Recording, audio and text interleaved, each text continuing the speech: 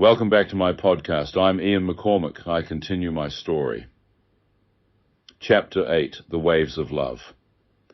So this was God. He is light. He knew my name, and he knew the secret thoughts of my heart and mind. I thought, if this is God, then he must also be able to see everything I've ever done in my life. I felt totally exposed and transparent before God. You can wear masks before other people, but you can't wear a mask before God. I felt ashamed and undone, and I thought, they've made a mistake and brought the wrong person up. I shouldn't be here. I'm not a very good person. I should crawl under some rock or go back into the darkness where I belong. As I began to slowly move back towards the tunnel, a wave of light emanated forth from God and moved towards me. My first thought was that this light was going to cast me back into the pit.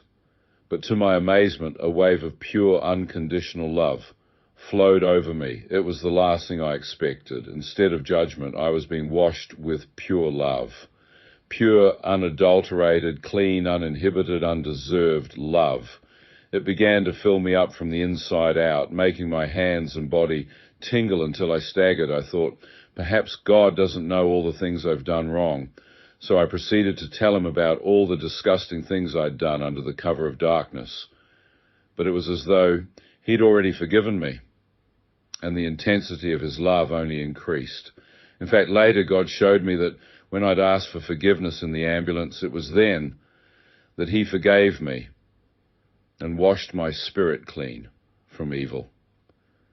I found myself beginning to weep uncontrollably as the love became stronger and stronger. It was so clean and pure, no strings attached. I hadn't felt loved for years.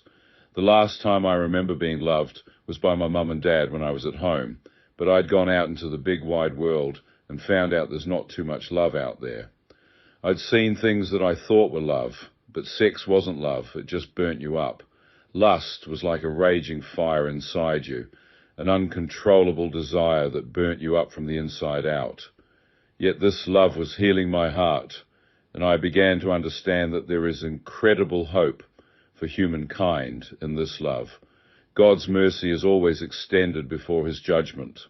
As I stood there, the waves of light stopped, and I stood encased in pure light, filled with love.